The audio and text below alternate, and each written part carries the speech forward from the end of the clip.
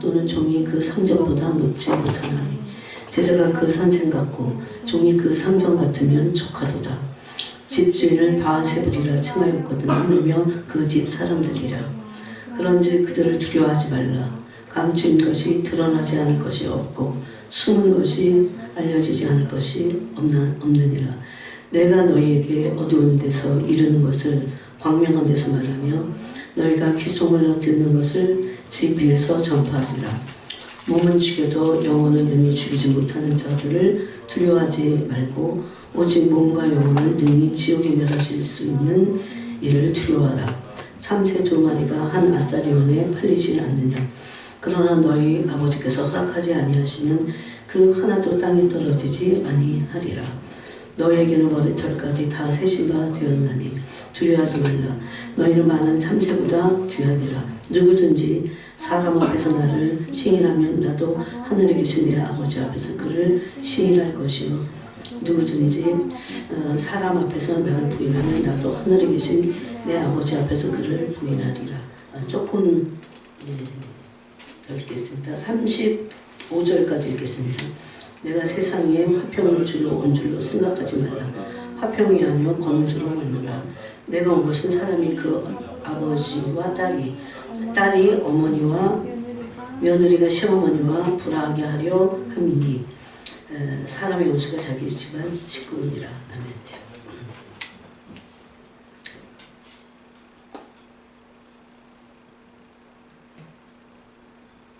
또 38절 39절 읽겠습니다. 또 자기 십자가를 지고 나를 따르지 않는 자는 또 내게 합당하지 아니하니라. 자기 목숨을 얻는 자는 잃을 것이요 나를 위하여 자기 목숨을 잃는 자는 얻으리라. 아멘. 이번 주에 이 네 가지를 이 마지막 때 성도들이 여러분 이런 게 참 중요한 것 같아요. 이건 이제 저를 위한 말씀이기도 해요. 첫 번째는 정말 하나님을 사랑해야 합니다. 예수님을 사랑해야 합니다. 예수님은 우리를 사랑의 대상으로 불렀습니다. 그래서 교회를 신부라고 하시고 자신을 신랑이라고 하셨습니다. 그러므로 우리의 사랑과 믿음은 분리되지 않습니다. 제가 어렸을 때는 믿음이 좋았으면 좋겠다 그랬어요. 근데 그 믿음이 변질되더라고요. 오래가지 못하고. 그리고 항상 율법 아래 있었어요. 그 믿음이. 그런데 하나님을 사랑함으로 믿음이 참 믿음이 되고 믿음이 무엇인지를 알게 됩니다. 그래서 에베소서 3장에서는 너희가 에베소 교회를 향한 바울의 중보기도죠. 너희 마음에 그리스도가 마음에 믿음으로 너희 마음에 그리스도가 계시게 하시옵고 그래요. 우리는 다 예수님의 십자가를 믿음으로 예수님이 십자가를 믿는다는 것은 예수님을 내 마음에 모셔둔 겁니다. 그러면 예수님을 영접했다는 것은 내 마음에 뭐가 있냐면 생명이 있는 것입니다. 요한에서에 보니까 예수님이 있는 자에게는 생명이고 예수님이 없는 자에게는 생명이 없느니라. 어떻게 해서 생명을 얻었습니까? 우리가 예수님을 진실로 믿겠다고 했을 때 성령 하나님이 우리를 물과 성령으로 거듭나게 하셔서 우리 마음 가운데 예수님의 영이신 생명을 부어주셨습니다. 그런데 그 믿음으로 그래서 예수님이 우리 마음 가운데 계세요. 근데 그것으로 다가 아닙니다. 우리는 처음에 시작할 때 아브라함도 그렇고 우리도 그렇고 믿음으로 시작했어요. 사랑으로 시작하지 못합니다. 네. 하나님은 사랑으로 시작하셨어요. 그런데 믿음으로 시작해서 그냥 믿음이 온전해지는 여정으로 갈 때 반드시 우리는 하나님의 사랑을 알게 됩니다. 그래서 갈라디아서 5장 6절에 보니까 믿음의 기반이 사랑이어야 됨을 말합니다. 믿음으로 사랑 안에서 역사하는 그 믿음뿐이다 그랬어요. 그래서 믿음과 사랑이 분리되지 않고 오히려 믿음을 온전하게 하는 참 믿음이 되게 하는 것은 사랑입니다. 그래서 믿음의 기반은 사랑입니다. 이것을 디모데에게 바울이 그랬어요. 네 안에 거짓 없는 믿음이 있다고 그랬어요. 그럼 거짓 없는 믿음이 있으려면 그냥 거짓말 안 하고 거짓되게 안 살면 믿음이 참 믿음이 되는 게 아니에요. 에베소서의 비밀이 있어요. 에베소서에는 그러고 나서 사랑 가운데 터가 굳어 뿌리를 내려서 그 뿌리가 흔들리지 않게 이제 우리의 믿음의 터가 굳어져야 돼요. 그래야 그 사랑의 지식에 넘치는 그리스도의 사랑을 알아서 그 기반을 사랑으로 주고 그 다음에 이제 어떻게 되냐, 사랑의 너비와 깊이와 높이와 길이에서 자라가야 됩니다. 그것이 구원의 완성에 이르는 것입니다. 그래서 그 믿음이 참 믿음이 되려면 반드시 사랑의 뿌리를 내려야 됩니다. 여러분, 이것은 지식이 아닙니다. 내 존재에 대한 말씀이에요. 제가 예수님에게서, 이게 이제 지식이 아니에요. 성령님이 오셨고 우리에게 계시를 주실 때는요, 그 계시가 지식만은 아닙니다. 지식이 아니고 이게 경험이야. 하나님이 사랑이 부어지는 거예요. 그래서 로마서 5장에 보니까 하나님의 사랑이 우리 마음 가운데 부음받았다 이렇게 말합니다. 그러니까 진짜 믿으면 사랑이 우리 심령 안에 붓게 돼 있어요. 막 50년을 믿었는데도 마음이 하나님에 대한 사랑이 없어요. 여러분, 이 시간이 지나가면서 막 그러잖아요. 성령으로 막 처음에 충만해갖고 막 성령 충만하니까 너무 좋아. 응? 그런데 이제 믿음의 문이 열리고 사랑의 문이 열린 거야. 그 사랑의 문은 하나님의 그 절대 주권과 그 전능하심과 거룩하심과 이걸 어떻게 들어가요, 우리가. 받다가 잘못하면 죽잖아요. 근데 그 문이 사랑으로 열린 겁니다. 사랑의 문이 열린 거예요. 믿는다고 하는 것은 사실은. 그래서 어디까지 갑니까? 그 사랑을 믿고. 그래서 이 사랑을 믿는 거지, 믿음이 사랑과 분리된 어떤 믿음이 아닙니다. 그래서 그 사랑을 믿고, 이 사랑이 너무나 위대한데, 완전한데, 하나님의 거룩과 의도요, 완전해요. 이걸 알아가고 있잖아요, 지금. 그래서 어떻게 알아갑니까? 만약에 믿음도 없고 사랑도 없는데 하나님 알 수도 없어요. 하나님 경험했다면 죽습니다, 우리가. 그런데 바로 그 사랑으로 아들을 죽이시기까지 사랑해서 우리의 죄를 없애고 나서, 그래서 십자가는 단순히 죄만 없앤 게 아니에요. 목적이 죄 없게 하시려고만이 아니에요. 이거 하나님과 깊은 사랑 관계에 문이 열려서 그 믿음을 가지고 이제 사랑이 어디까지 가냐면 하나님의 보좌까지 갑니다. 하나님의 보좌까지. 에스더랑 똑같아요. 에스더가 그 아수에로를 향한 믿음과 사랑을 믿는 거죠. 그래서 나가잖아요. 그런데 그때 믿음이 어떻습니까? 죽으면 죽겠다 이렇게 말합니다. 그래서 사랑과 믿음이 분리되지 않습니다. 하나님 우리를 너무나 사랑하십니다. 그래서 사랑하셨기 때문에 하나님의 그 거룩한 보좌까지 믿음으로 나갈 수 있습니다. 그러면서 알아가는 거예요. 하나님이 이런 분이구나, 이런 분이구나. 하나님의 거룩 계속 알아가야 되는 거예요. 하나님의 의 알아가야 돼요. 제가 그랬죠. 예수님을 믿는데 하나님의 의, 예수 그리스도의 의를 몰라. 그렇게 사람은 부패하게 돼 있어요. 사랑만 알고 의를 몰라. 그 부패하게 돼 있어요. 사랑 안에 근데 의가 있습니다. 그래서 고린도전서 2장에서 뭐라고 합니까? 예수님은 하나님으로부터 나와서 우리의 거룩함과 의로움과 구원함과 지혜로움이 되시다. 이렇게 말합니다. 물론 우리의 의가 아니에요. 근데 하나님의 그 의를 알아야 됩니다.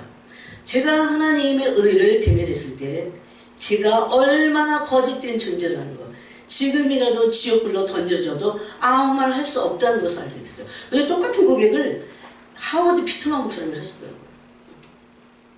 하나님의 보좌 앞에 가서 자기가 엄청 많이 이것저것 했어.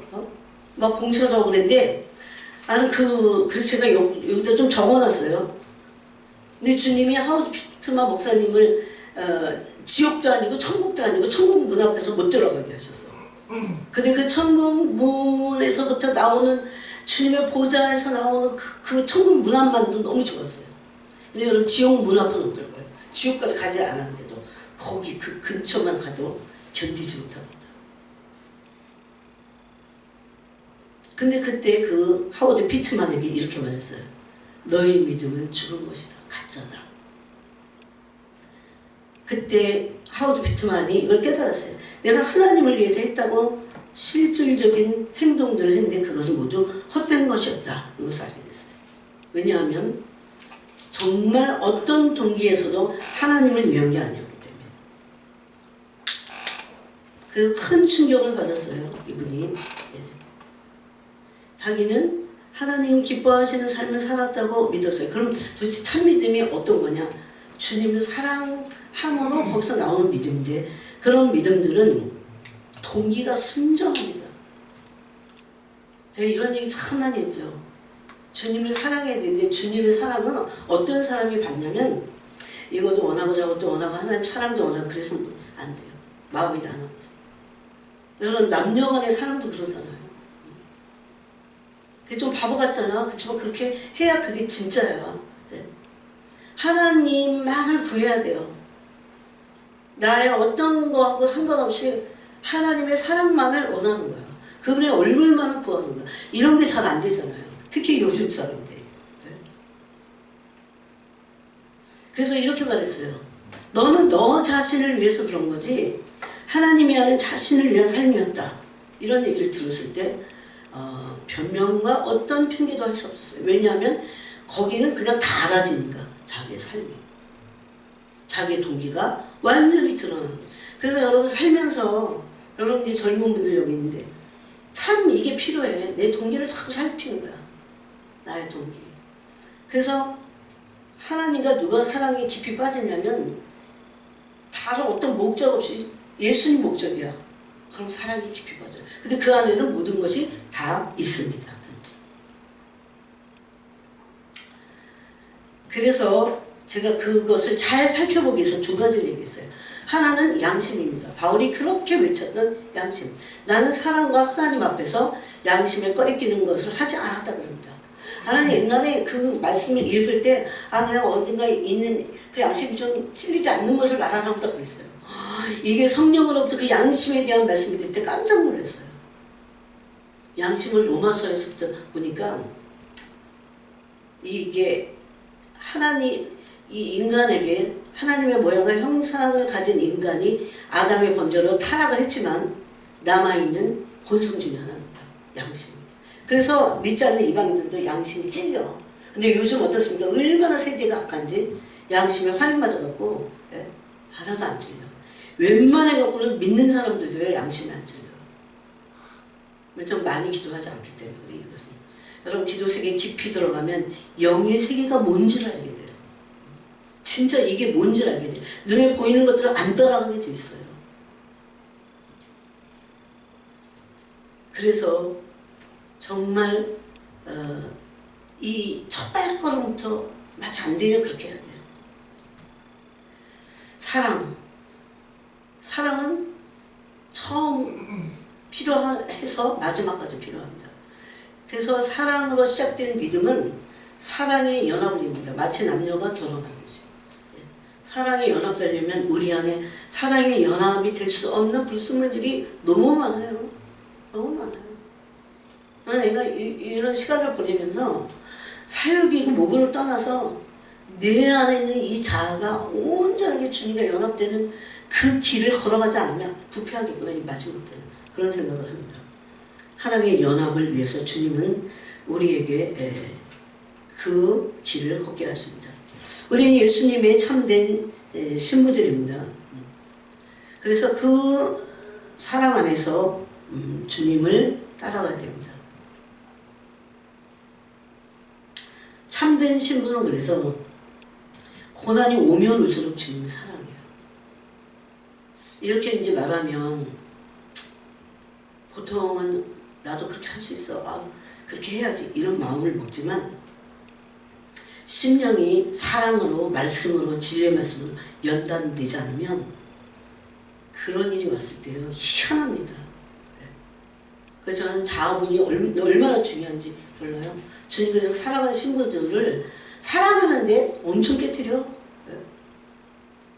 자아라고 하는 혼적인 자아를 부인해야 되지만요. 여러분 예수님이 제자들을 말씀하실 때 오늘도 여기 그 30 몇 절입니까? 9절에 보니까 자기 목숨을 얻는 자는 잃을 것이요 나를 위하여 자기 목숨을 잃는 자는 얻으리라. 이 말씀에 그렇게 순종하고 그 말씀 앞에 그런 존재가 되려면 연단받지 않으면 안 돼요. 홀의 자아도 있지만 육신의 자아도 있습니다. 내가 막 몸이 약한데도, 몸이 어려운데도 주님을 위해서. 그런데 그렇게 되기 전에, 다 연단받고 그렇게 되기 전에 주님을 사랑하고, 전 그래서 그런 기도 많이 해요. 요즘 이상한 병들도 하도 많으니까. 제가 그 전에 충분히 연단받게 해주세요. 진짜 많이. 연단이 뭔지 아세요?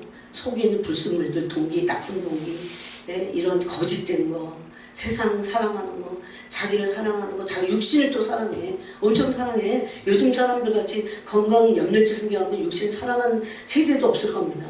먹고 마시고, 네? 그렇게 주님 말씀하셨잖아요. 로세 때가 갔다고.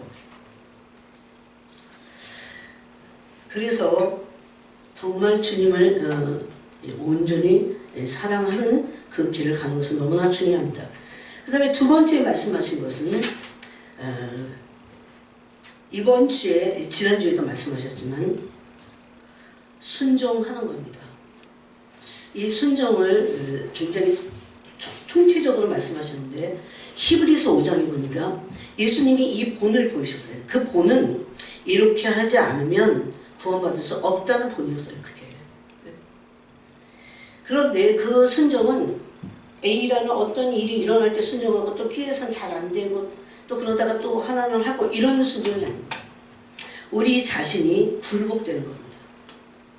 여러분 굴복됐어요? 내 자신이 하나님 앞에 존재가 굴복되는 거예요. 이런 굴복이 없이는 믿음 좋을 때는 순종하는 것 같아. 근데 약해질 때도 있잖아요. 그럴 때는 순종하지 못합니다. 근데 굴복되면서 계속 나갈 때 굴복이 참 믿음을 가져오게 해요.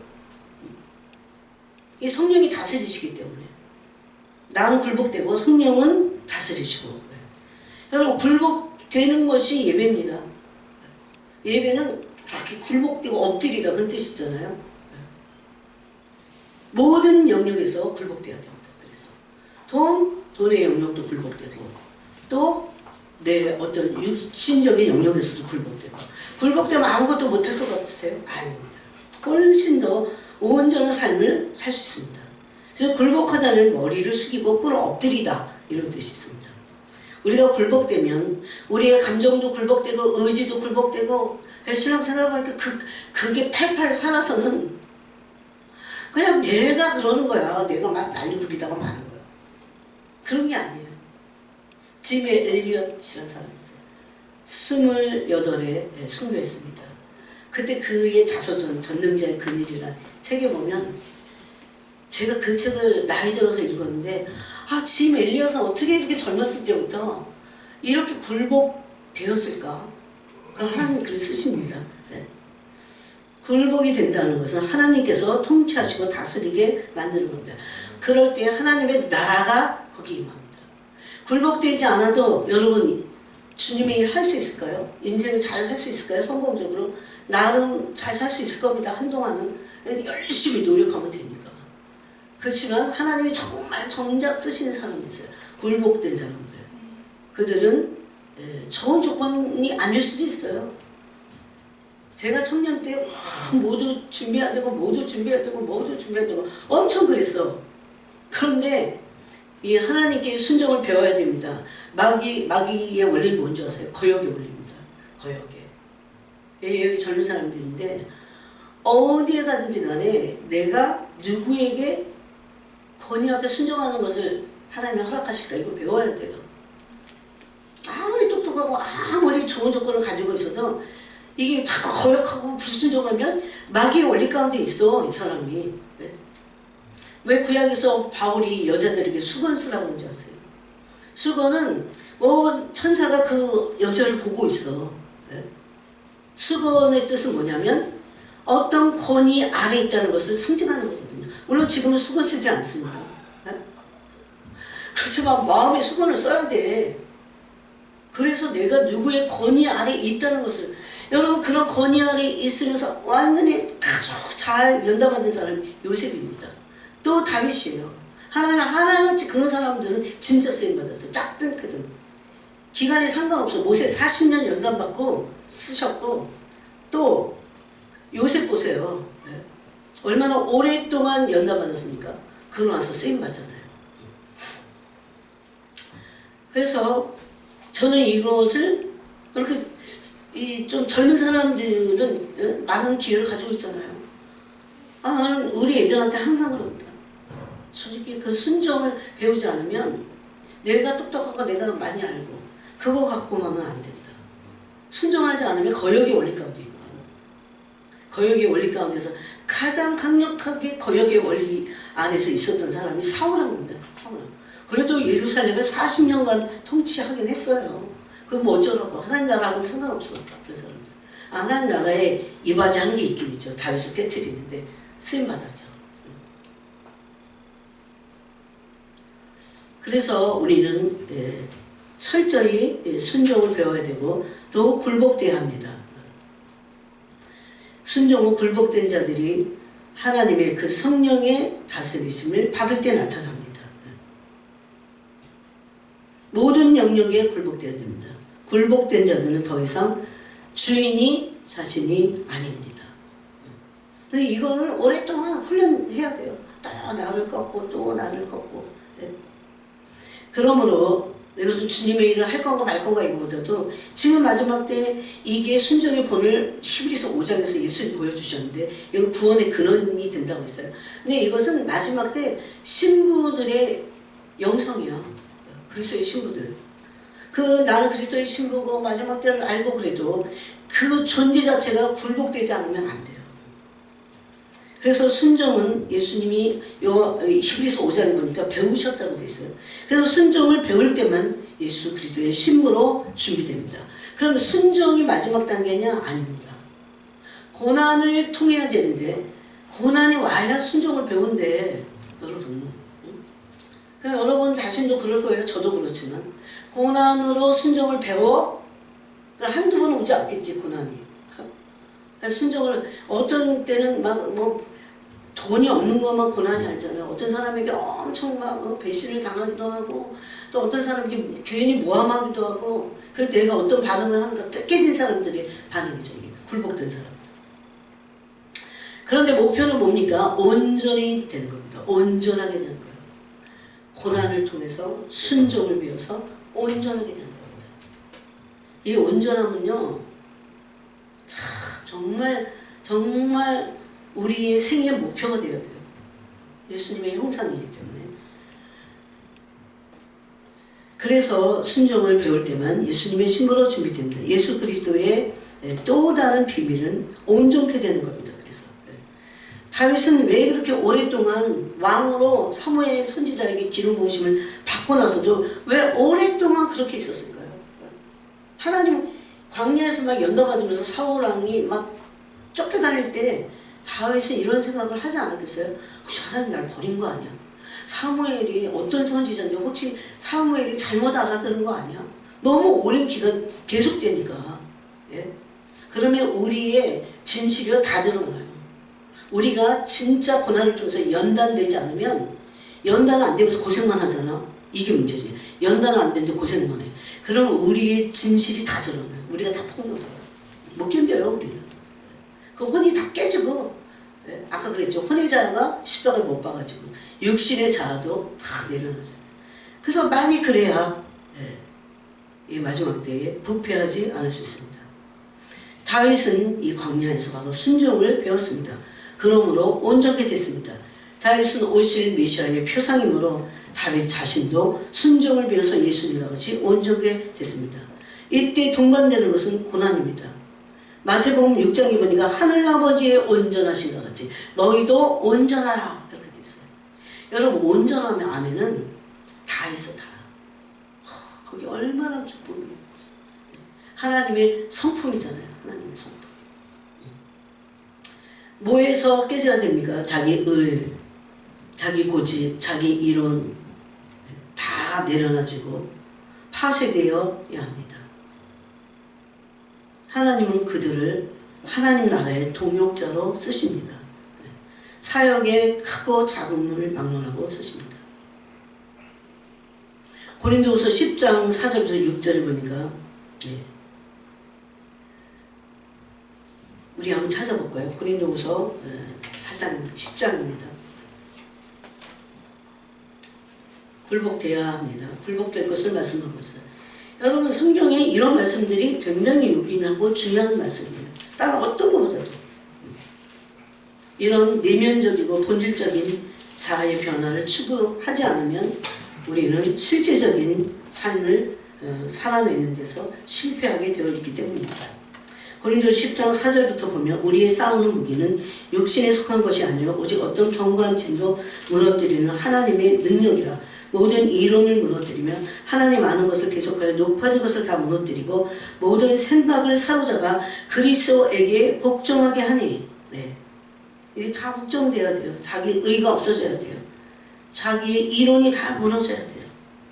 하나님 아는 것을, 왜냐하면 이것이 하나님 아는 것을 대적하여 높아진 것이기 때문에 다 무너뜨리고 계속 무너뜨려라 그랬어요. 모든 생각을 사로잡아 그리스도에게 복종하게 하니 너희의 복종이 온전하게 될 때에 모든 복종하지 않는 것을 벌하려고 준비하는 중에 있노라 그랬습니다. 그러므로 우리는 그리스도께 굴복되는 사람이 되어야 되는데, 사탄은 지 원리가 뭐예요? 사탄의 원리 뭡니까? 거역의 원리고, 네? 사탄의 원리는 불순종의 원리입니다. 하나님을 대적하고 있어요. 그래서 우리 모두가 하나님의 형상을 가지고 우리 모두가 그런 원리 가운데 있기를 엄청 원해. 사탄은 그래서 우리가 하나님께 굴복되는 것을 엄청 싫어해요. 싫어하고 방해합니다. 온갖 가만히설로 우리를 다 속입니다. 그래서 우리는 권위 앞에 순종하게 되고, 권위, 여러분, 예? 말씀 앞에 순종해야 돼요. 마치 보디발 이교도 앞에 요셉이 순종해서 탁월하게 보디발을 섬겼어요. 아니 이런 게 내 젊었을 때 이해가 안 갔어. 뭐야 이거 도대체. 우리 같으면 호성세월이야 막 그랬을 거 아니겠어요. 하나님의 계획 안에 우리가 딱 있어요. 근데 거기에 굉장히 중요한 게 있어. 우리의 모든 이론과 생각과 모든 거 다 굴복돼야 돼요. 그랬을 때 참된 겸손이야 그게. 참된 겸손 안에 거기서 온유가 나오잖아요. 죽기까지. 온유는 뭐예요 또? 그래서 순종과 온유가 같이 가요. 온유는 프라우테스 그래갖고 헬라어인데, 프라우테스는 야생마예요. 야생마. 거듭나기 전에 우리의 상태예요. 거듭나고 나서도 안 깨지면 똑같이 더 나빠져. 50년 동안 어떤 분을 봤어요. 어떤 권사님 50년을 믿었는데 진짜 안 깨졌어. 그러면 알고 있는 말씀 율법이 그 사람을 더 끈질기게 해. 막 찔기게. 그거는 고난을 받아갖고 깨지는 게 아니야. 진짜 괴물이에요. 정말 징글징글해. 이 야생마가 준마가 되는 거예요. 그게 온유입니다. 온유는 부드러운 것만이 아니에요. 준마가 되는데 어떻게 준마가 되냐면 말을 물도 안 주고 어떨 때 이제 테스트를 하는 거죠. 사료도 안 줘. 그러고 나서 어떤 그 물과 사료를 목표로 달려가게 합니다. 그럼 말이 막 미친 듯이 막 달려가겠죠. 이게 본성이잖아, 본성. 그래서 성경에는요, 우리의 죄의 본성을 거스리라고 했어요. 본성을 거스려라. 이게 얼마나 어려운데, 로마서 있죠. 죄의 본성을 거스리는 거. 이거 깨져야 돼.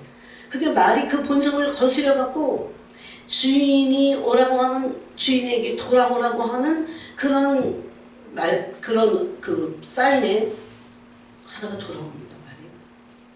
그럼 준마가 되는 거예요. 그래서 이 프라우테스라고 하는 것을 어원을 온유로 썼습니다. 온유한 사람은 순종하게 되죠. 나는 마음이 온유하고 겸손하니 마태복음 11장에서. 우리는 당장 나는 전 옛날에 온유하지 않았어요. 그래서 진짜 막 똑해지고 또 깨닫는 거야. 또 깨닫고 깜짝 놀라면서 또 깨닫고 막 나 스스로 막 해. 근데 이게 율법 아래서 나 스스로는 안 돼. 성령 하나님의 은혜가 필요합니다. 그래서 이 야생마가 자기를 다스리는 주인을 만나면 준마로 다시 변화되면서 주인의 포인트가 뭔지 아세요? 중요한 포인트가 주인의 명령에 순종하는 거예요. 주인의 명령에 순종하는 거예요. 근데 어떨 때는 본성을 거스려야 돼. 우리 이성을 거스려야 돼. 내 이론과 틀려. 그래서 이 온유 자체가 어느 편에서는 온유하게 내가 막 이렇게 표현하고 이런 게 아니에요. 내 야생마 같은 기질이, 내 존재가 완전히 부드럽게 주님의 명령에 순종하는 그 과정을, 복종하는 과정을 가는 거죠. 그러므로 온유한 자는 그리스도에게 굴복된 자입니다. 굴복된 자. 그래서 그렇지 않은 그런 부분들을 계속 우리가 기도하고 나가야 됩니다. 그 다음에 두 번째가 이제 아까 굴복되다 그거잖아요. 세 번째는요, 정말 마지막 때는 깨어서 기도해야 돼요. 제가 이것도 여러 번 말했어요. 깨어 기도하는 말씀을 하셔갖고 깨어 기도하는 것으로만 그냥 알았어요. 근데 제가 해보니까 기도하지 않으면 어떤 뭔가를 많이 알아도 기도하지 않으면 그 영이 잠들게 돼 있어요. 이게 비밀이에요. 기도해야 깨어있어. 기도해야 깨어있어. 요즘은 아무리 못해도 최소한 1시간은 주님 앞에, 그 다음 말씀 묵상하면서 이렇게 지나는 거 말고 진짜 심령을 완전히 다 쏟아갖고 막 기도하는 그 시간이 필요합니다. 그렇게 기도해야 이 영이 깨어있게 돼요. 심령이 깨어있게 돼요. 그럼 잠자. 아무리, 그 다음부터는 이 말씀이, 영혼이 깨어있지 않으면, 기도하지 않아서 영혼이 깨어있지 않으면, 예수님과 같이 있었던 제자들도, 실패하잖아요. 시험에 들잖아요. 그렇듯이, 우리에게 주신 이 말씀이 그 다음부터는 그냥 이론이야. 지식이야. 나를 변화시킬 수 없어요. 이거는 기도를 대신할 거는 아무것도 없습니다. 그럼 정말 여러분이 마지막 때 성도답게 살고 싶으세요? 그리고 그 주님의 손에 옮겨져야 되잖아. 진짜 매일 기도해야 돼. 매일 시간을 내서 결심을 해야 돼. 이번에 이제 제주도에 그 집사님 왔다 갔잖아. 저희 집에 있었잖아요. 제가 갈 때 그랬어요. 자꾸 잔소리 하는 거 같으면 어떨까? 야, 젊으니까. 근데 제가 그랬어요. 다른 거 말고 이전에는 안 그릴 수도 있잖아.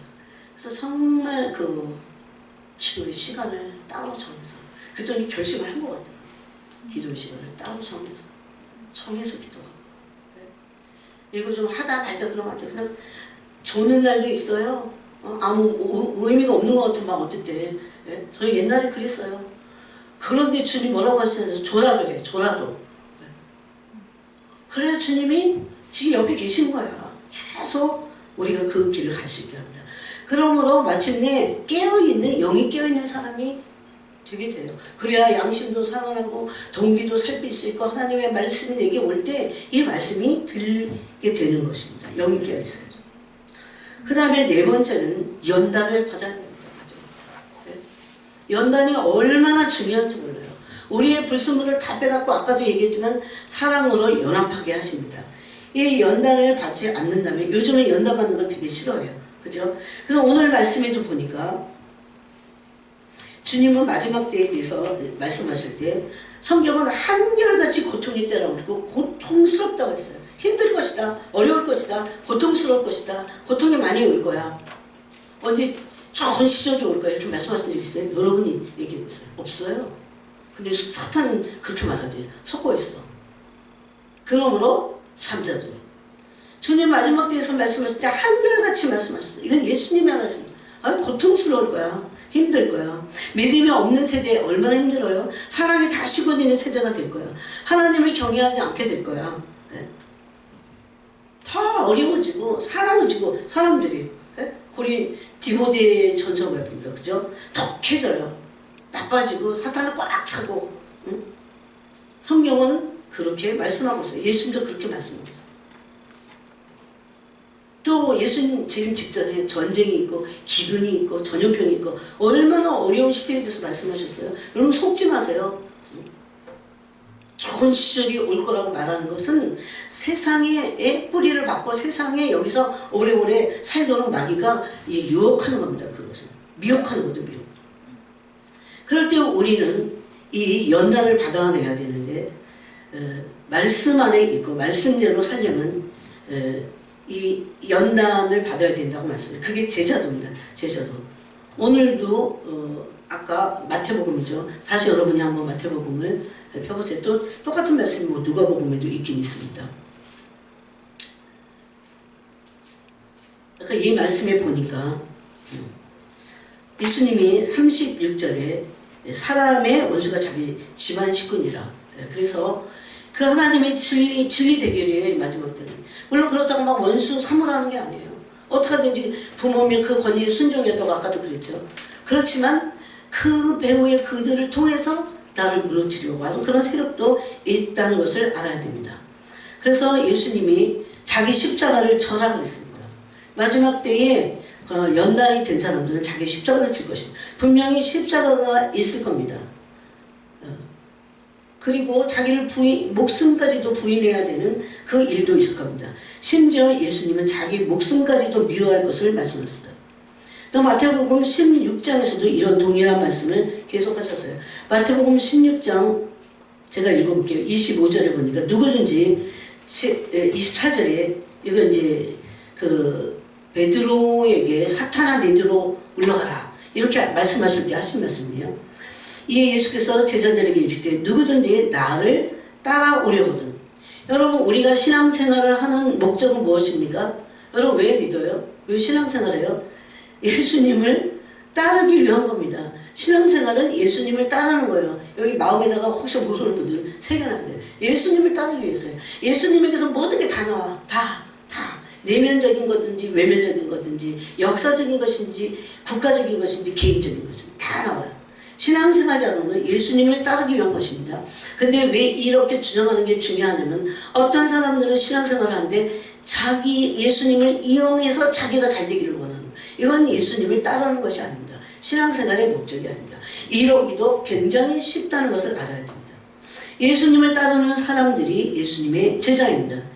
이 신앙생활은 그래서 주일을 성수하거나 11조를 내거나 직분을 받거나 그래서 요즘은 막 장로 직분을 받을 때 선거운동도 해요.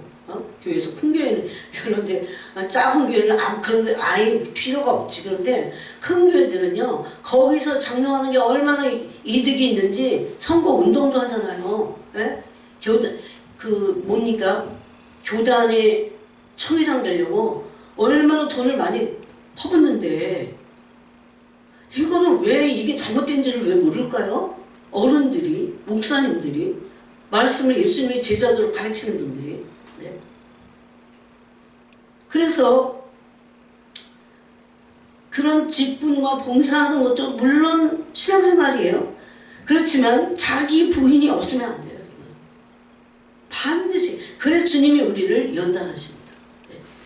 자기 부인, 예수님을 따르려면 신앙생활에 예수님 따르는 거예요. 예수님 따르려면 예수님이 그랬어요. 그래서 자기를 부인하고 날마다 자기 십자가를 지고 나를 따를 것이냐고 했어요. 명예요? 어떤 욕심, 이기심, 이념 이런 거 다 부인하지 않으면 예수님을 따를 수가 없습니다. 내 안에 있는 것을 내가 좋아서 이 세상에서 어떤 일을 내가 선택하는 거 다 버려야 돼요. 다 쓸데가 없어. 왜 그런 줄 아세요? 사탄은 그런 걸 가지고 계속 그래서 고린도후서 10장에 보니까 모든 이론이 다 하나님보다 높아져서 대적하고 있다 이렇게 말하잖아요. 저럴 땐 참 이런 거 버리는 게 좀 힘들 수 있어요. 그렇지만 다 버려야 됩니다. 왜? 예수님에게 다 했기 때문에. 예수님을 한 번만 붙잡아서 했기 때문에. 왜 자기 부인해요? 예수님을 사랑해서 따르기 때문에. 예수님을 사랑하면 알게 돼요. 예수를 사랑하고 그분이 너무나 놀라운 분이고 엄청난 분이고 그분 한 분이 그분이 나를 사랑하시고 나를 사랑의 대상으로 삼으셨다는 거 나도 그분을 나의 사랑의 완전한 절대 사랑의 대상으로 내가 삼을 수 있다는 것이 큰 은혜입니다. 큰 은혜. 그럴 때 그 사랑 앞에서 자기를 부인하게 됩니다. 필요 없기 때문에. 이게 필요 없어. 사랑 안에 들어가면 이런 게 필요 없어. 자기 주장 자기 이론에 빠져갖고 자기 의에 빠진 사람 그런 나라가 있죠. 한 나라 유대인. 로마서 10장에 보면 자기 의에 빠져있는 진짜 많이 기도해요. 강한 정통 유대인 중에서 그 랍비 중에서 예수 그리스도의 십자가 복음을 할 거 완전히 굴복되는 자들이 지금 이 마지막 때 남은 자들이 나타나게 하려고 계속 기도합니다. 또 마태복음 똑같은 말씀, 마태복음 20장에도 이런 말씀이 있습니다.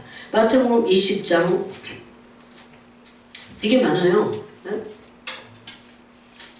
마태복음 20장 25절에 보니까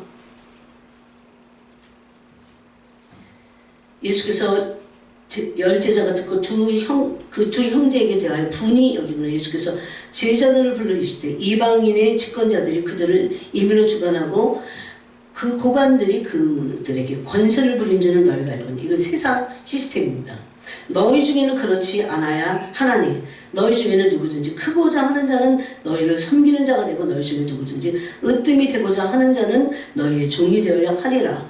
인자가 온 것은 섬김을 받으려 함이 아니라 도리어 섬기려 하고 자기 목숨을 많은 사람들의 대속물로 주려 함이니. 심지어 목숨으로 섬겼다는 겁니다.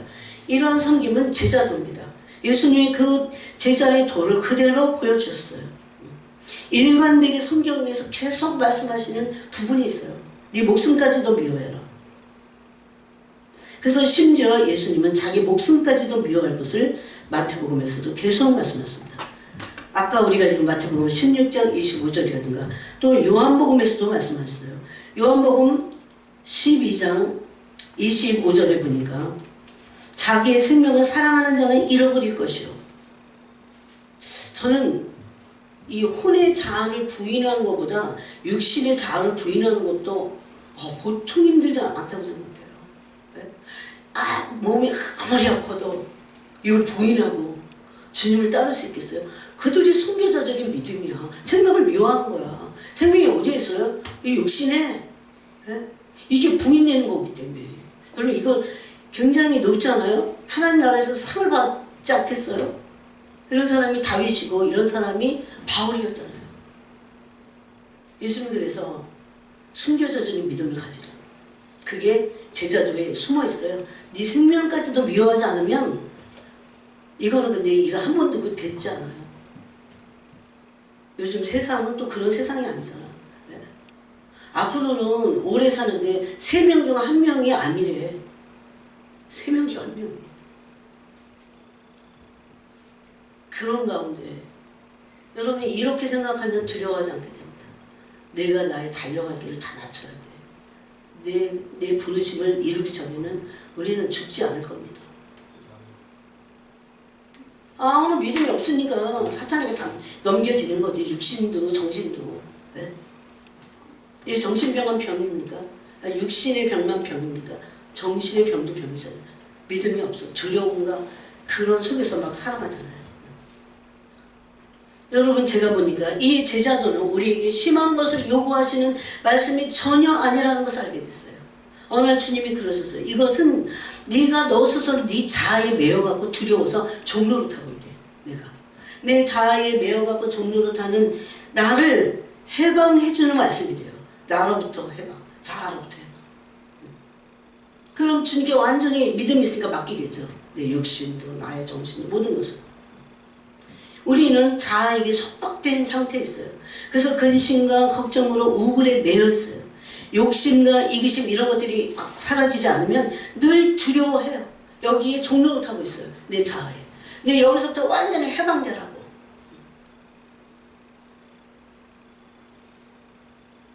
자기를 부인하고 십자가에 자신을 지속적으로 못 박을 때 자아로부터 이 얽매인 자아로부터 해방되고 더 이상 그러면 근심과 걱정, 두려움에서 지내지 않게 되겠죠. 이게 내가 나한테 종로 하는 거예요. 나한테 매여 있어서 그래요. 그래서 예수님을 섬기는 것은 예수님을 따르는 것이다. 예수님은 목숨을 주시기까지 우리 섬기셨어요. 오늘 여기 누가 이 요한복음을 보니까 우리도 예수님을 섬겨야 하는데 그 섬김은 예수님을 따름으로 섬김을 보일 수 있습니다. 그게 믿음이에요. 근데 예수님을 따르려면 나를 따르려면 어떻게 해요? 자기를 부인하고 날마다 제 십자가를 지고 나를 따라야 된다 이럽니다. 근데 이게 사람이 하는 게 아닙니다. 성령 하나님의 은혜를 구해야 됩니다. 또 누가복음 9장에 보니까 자 여러분 누가복음 9장을 보세요. 누가복음 9장 3절에 보니까 또 무리에게 이르시되 아무든지 나를 따라오려거든 자기를 부인하고 날마다 제 십자가를 지고 나를 따를 것이니라. 누구든지 제 목숨을 구원하고자 하면 잃을 것이요 누구든지 나를 위하여 제 목숨을 잃으면 구원하리라. 이거는 진리의 진리입니다. 예. 그래서 순교자적인 이런 자기 목숨까지도 미워하는 이 마지막 때, 그러면 이 말은 뭐냐면 제가 조금 아까 설명했죠. 내 자아에 얽매이지 않는 거예요. 내 자아의 걱정, 근심, 두려움, 염려, 걱정 이런 모든 것에서 해방되는 겁니다. 그리고 이런 것에 매여있지 않기 때문에 예수님을 따르는 것이 훨씬 더 쉽습니다. 그러므로 예수님을 따르려면 먼저 자기를 부인해야 됩니다. 십자가를 날마다 져야 됩니다. 자기 부인은 굴복되는 거 참 아름다운 거예요. 이거는 성령으로 할 수 있어요. 불가능한 게 아닙니다. 마지막에는 목숨까지 미워야 됩니다. 이게 예수님을 따르는 제자들의 삶입니다. 신부의 삶입니다.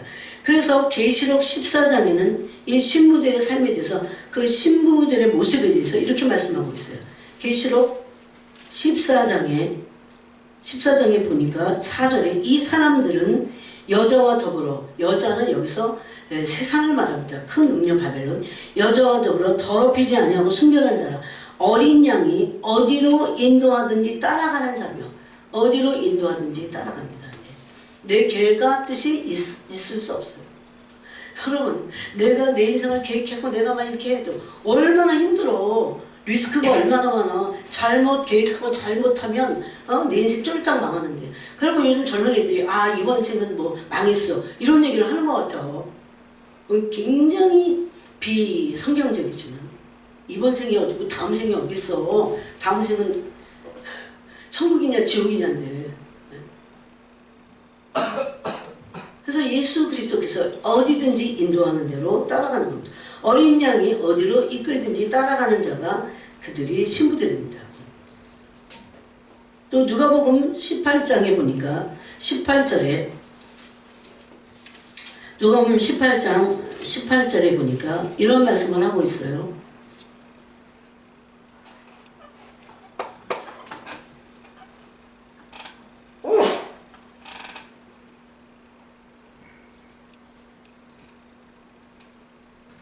(18절이) 아니라 이거 다 읽어야 되는데 특별히 28절을 보겠습니다. 베드로가 여짜오되 보옵소서. 이제 예수님이 하나님 나라에 대해서 이렇게 말하고 예수 믿기가 하나님 나라 들어가는 게 쉽지 않다 이것을 말하니까 베드로가 여짜오되 보옵소서. 우리가 우리의 것을 다 버리고 주를 따랐나이다. 근데 제자들이 예수님 따를 때 아버지 뭐 장사할게요 그랬더니 여러분 진리의 세계에서 얼마나 단호한 줄 아세요? 그냥 넌 나를 따라. 쟁기를 가지고 뒤를 돌아보는 자는 되게 합당치 않다 그럽니다. 뭐 그런 말씀 하고 이 제자도 말씀하실 때 이런 거 나한테 적용하면요 아직도 너무너무 멀었어. 그래 예수님이 진짜 사랑해야 돼요. 진짜 사랑하면 여러분 사랑하는 사람 막 사랑해야지 그게 아니라 사랑이 막 거기 이게 뭐라 그럴까 막 그 감정에 묻히잖아요. 사랑이 막 끌리잖아. 거기까지 가야 돼. 그냥 해야 되는데 그걸 못해. 이런 거 말고 사랑해서 막 끌려갖고 막 하는 거야. 사랑하는 사람은 아직 베드로는 사랑하지 않은 거를 알 수 있어요. 내가 주를 위해서 우리가 모든 걸 다 버렸는데 이런 말 안 해. 사랑하는 사람. 사랑에 이끌렸고 예수님 좋아갖고 그게 신부야. 예수님 좋아갖고 너무 사랑하니까 그래서 순종하는 겁니다. 거기까지 가야 되는데 그 반열이 높아 이런 사람들. 신부의 반열이. 그냥 막 질기 끌려가면서 막 지금 그렇게 항변을 하는 거예요. 우리가 주를 위해서 다 버리고 다 쫓았는데 주님 무엇을 하여 주실 수 있습니까?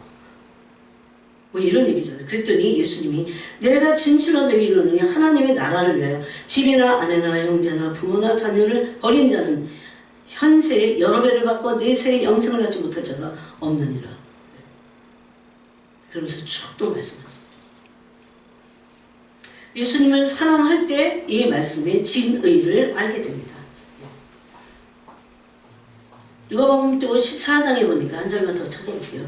누가복음 14장에 보면 14장 33절에 보면 예수님이 이런 말씀을 너무 많이 하셨어요. 사실 하나 제 이 말씀이 지금도 걸립니다.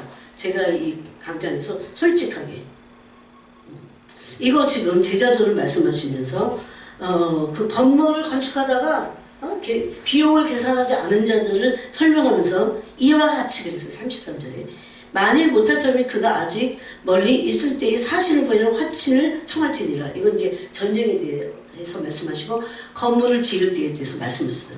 그럴 때 이와 같이 너희 중에 누구든지 자기의 모든 소유를 버리지 아니하면 능히 내 제자가 되지 못하리라.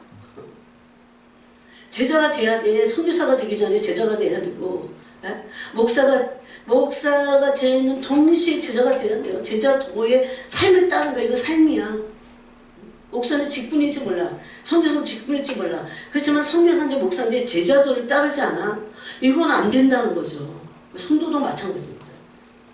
여러분 예수님이 친히 하신 말씀이고 예수님 말씀이 진리고 우리를 죽이시려는 말씀이 아니고 살리시려는 말씀인데 과연 이 말씀이 어떤 것을 의미하고 있는지를 진지하게 생각해야 돼요. 진지하게. 네? 그리고 정말 골방에 들어가서 주님과 주님을 대면하면서 이걸 알아가야 돼요. 그냥 이렇게 막 우고 해갖고 지나갈 게 아닙니다. 그래서 제자들의 삶 보세요. 처음에는 막 누가 어찌 믿냐, 막 예수님 나라가 임하면 막 유대 이스라엘이 회복될 때 이제 한 자리들을 얻겠다고 하는 이런 어떻게 저렇게 어린아이 같은 마음을 갖고 있대. 그게 아니에요. 현실이야 이들에게는. 굉장히 중요해요. 우리가 마치 오늘날 내 삶의 현장과 내 미래에 대해서 걱정하면서 어떻게든지 예수님이 이용하는 것과 똑같습니다. 그래서 큰 교회에서는 장로 되려고 하는 거예요. 네? 그 교회에 아무리 거기 비리가 많아도 못 빠져나와. 왜 그런지 아세요? 거기서 얻는 이득이 많거든. 실질적이거든. 예? 진짜 돈이 망칠 겁니다. 예? 교회를 돈이 망치고 남자들 여자들이 망칠 겁니다. 지금 엄청 드러내셔. 막 특히 올해 하나님만 이렇게 폭로하시고 저렇게 폭로하시고 말이에요. 다 회개하라는 겁니다. 막 가서 얘기해주고 싶어. 여태까지 그런 걸 우리도 다 똑같아. 그러니까 괜찮습니다. 괜찮으니까 무조건 회개하고 너무 막 이거를 막 덮으려고도 하지 말고 막 얘기해주고 싶어. 그래서 성들도 마찬가지예요. 막 못 씹듯이 씹어서는 안 돼. 어떻게든지 회개하도록 해야 돼요. 왜 마지막 기회니까. 만약에 그 사람이 여러분 어떻게 믿으세요? 만약에 그런 사람들이 회개하지 않는다면 그리고 죄를 은폐하면서 계속해서 살아갈 수 있어요. 있는 나머지 돈 갖고. 그렇다면 어떻게 됩니까? 지옥으로 던져져. 네. 주님이 기회를 주시는 거니까 나중에 지옥에 가서 그때 마지막 기회였구나 나한테. 내가 왜 그렇게 몰랐을까? 그래서 진리를요 진실로 알게 되는 거는 쉽지가 않아. 우리 이 가려있는 게 너무 많아서. 다 영적인 거예요. 그 다음에 여러분 마지막으로 해야 될 게 뭐냐면 연단이 되면서 이게 마지막에 하는 게 아니라 네 번째 하신 말씀이 영광을 대면해야 돼요. 주님의 영광. 이건 주님을 사랑하는 것도 굴복도 연단도 깨어서 기도하는 것도 물론 깨어서 기도함으로 이걸 대면할 수 있어요. 그런데 사람이 하는 게 아니에요. 이게 성령의 능력으로 성령님이 오셔서 여러분 기도의 깊은 기도 속에 주님의 성품을 대면해. 주님의 성품이 영광이니까. 예? 모세가 그 영광을 대면했잖아요. 이스라엘 백성이 너무 못돼갖고 예? 하나님이 이들을 그냥 광야에서 다 죽이고자 했잖아요. 근데 그래서 가나안 내가 천사를 보낼게. 그냥 네가 백성을 끌고 가거라 그랬잖아요. 근데 모세는 하나님을 알았어요. 하나님의 영광을 대면하면 하나님을 진짜 알게 돼 있어요. 우리는 알아가야 돼. 근데 이걸 고린도후서 3장을 집에 가서 읽으세요. 3장에 보면 하나님의 영광, 모세가 하나님의 영광을 대면했던 그 모세를 예를 들어서 모세가 40일 밤낮 주야를 하나님의 영광 가운데 있다가 내려오니까 백성들이 무서워갖고 얼굴에다가 수건을 쓰도록 했어요. 그런데 하나님의 영광은 두려워. 모세도 두렵다고 했으니까 볼 수 없는 거라고 하는 이런 착각을 일으키게 할 수 있어요. 그 수건을 쓰므로. 근데 아직까지도 쓰고 있다는 거예요. 이스라엘이. 네. 이 수건이 예수 그리스도로 말미암아 벗겨지는 겁니다. 이 율법적인 거에서 이제 그리스도의 율법으로 나오는 거죠. 그런데 하나님이 정말 하나님의 영광을 보여주고 싶어 하시지 않을까요? 그럼 모세도 못 봤어야 돼요. 그래서 볼 수 있는 사람이 모세밖에 없었어 그때. 나중에 깜짝 놀랐어요. 하나님 당신의 형상과 당신의 이 성품을 우리에게 너무너무나 보여주고 싶어 하시는구나. 신앙생활은 실체, 하나님의 실체는 성품인데 그 성품에서 영광이 나와서 그래서 그 영광을 우리가 대면한다고 고린도후서 3장이 말합니다. 그 영광을 대면하지 않으면 실체야 그게. 그 실체를 대면하지 않으면 어디든지 누구든지 그 사람이 신학 박사도 상관없어요. 그 모든 사람들은 점점 종교가 되게 돼 있어. 왜? 실체를 못 보니까. 그래서 기도하는 것 중에 하나가 주님을 대면하려, 주님을 알리고. 근데 이거 단순히 신비 체험이 아니에요. 주님의 성품을 대면하는 건데. 너무너무나 다른 영역입니다, 이게. 그래서 주님 왜 이런 문제가 이렇게 생깁니까? 이런 얘기를 기도 속에 막 하면 주님 항상 그러셨어요. 내 영광을, 나를 저들이 모르기 때문이라고 했어. 왜 그렇습니까? 관심이 하나님께 실질적으로는 없어. 실질적으로는 하나님께, 예수님께 있어야 되는데 없어요. 그래서 하나님의 영광을 대면해야 됩니다. 우리가 잠깐 좀 보겠습니다. 고린도후서 3장으로 가보겠습니다.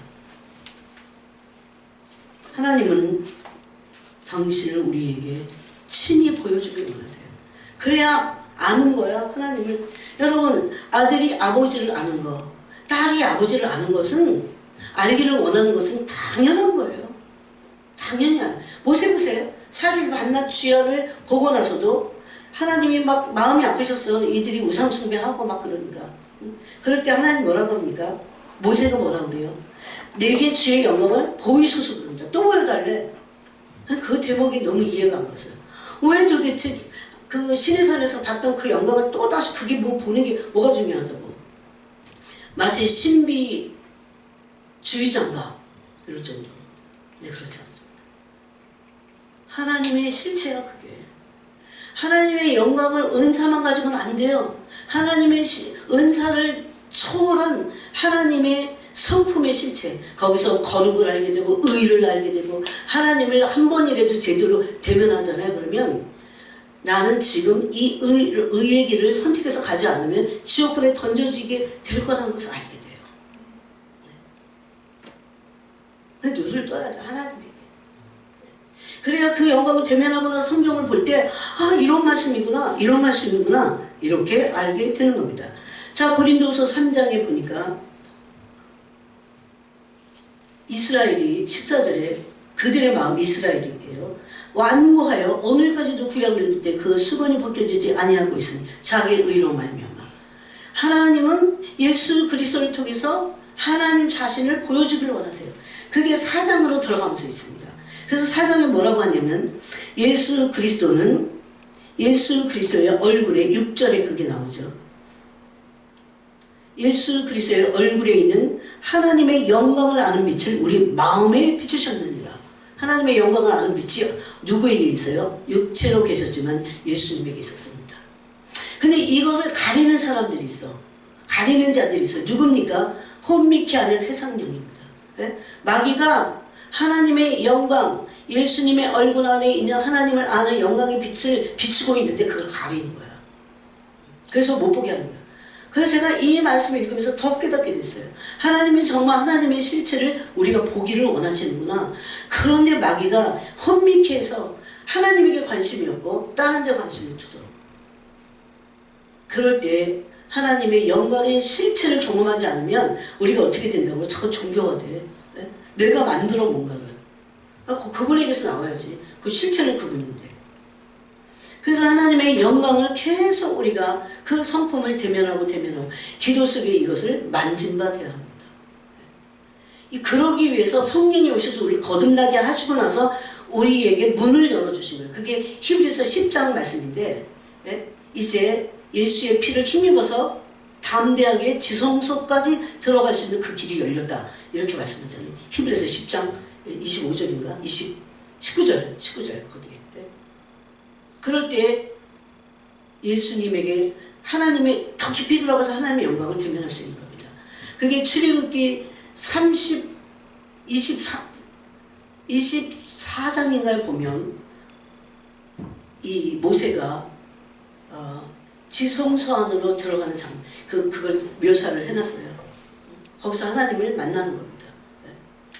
그게 이제는 우리에게 예수 그리스도로 말미암아 이 지성소로 들어갈 수 있는 하나님의 영광을 대면할 수 있는 그 문이 활짝 열린 겁니다. 그래서 이게 단순히 신비체험, 은사 뭐 이런 거 아니에요. 하나님의 실체를 만나고 맛보고 대면하는 겁니다. 그렇지 않으면 이론화돼, 이게 이론화되면 어떻게 됩니까? 종교화됩니다. 실체가 없어. 그래서 더 실체를 맛보지 못한 사람일수록 실체를 몰라. 그러니까 계속 이론화시키는 겁니다.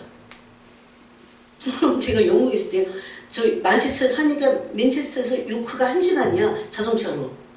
근데 막 손님들이 많이 올 때 요크를 가야 돼. 그러니까 요크를 나중에는 막 한 10번 가는 것 같다. 에? 근데 이분들은 안 봤으니까 가고 싶은 거야. 그래서 제가 혼자 생각해봤어요. 야, 요크는 어쩌고 요크에 대해서 1시간 얘기할까? 필요합니까? 불필요해요. 그들은 뭘 원할 겁니까? 제가 요크를 1시간 설명해 줄게요. 이거하고 요크를 가야 돼. 뭘 선택하겠어요? 요크를 직접 가서 보기를 원하지. 네? 그겁니다. 친히 그분의 영광을, 그래서 요한일서에서는 사도 요한이 뭐라고 그랬어요? 우리는 만진 바 됐다. 맛본 바 됐다. 그분과 더불어 교제했다. 이런 말씀하는 겁니다. 이게 교회 안에서 가장 사라질 수 있는. 왜 오늘날은요 사람들이 앉아서 기도하는 걸 잘 못해. 주님께 막 그래서 집중이 안 돼. 이게 심령이 막 쏟아지면서 그래야 그분의 영광 막 만나면서 그래서 그분의 영광을 대면하고 이 모든 것들을 통해서 우리는 지금 마지막 때 주님과 친밀해져야 됩니다. 친밀함.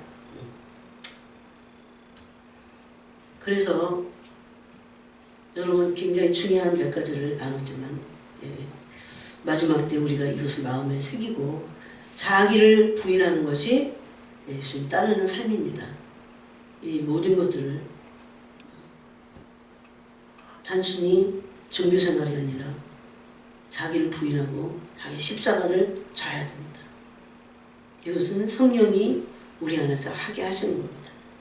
그래서 자기를 부인해야 돼요. 자아의 이 종류로 타고는 묶여있으면 여기서 할 수 없습니다. 그래서 자기를 부인하고 날마다 자기 십자가를 지고 목숨까지도 미워함으로 순교적인 신앙 마지막 때 그것을 가지라고 저는 굉장히 진지하게 말씀하시더라고요. 다시 여러분이 그 말씀을 가슴에 새기시고 기도하겠습니다. 하나님 아버지, 오늘 이 시간에도 우리에게 무엇보다도 이 말씀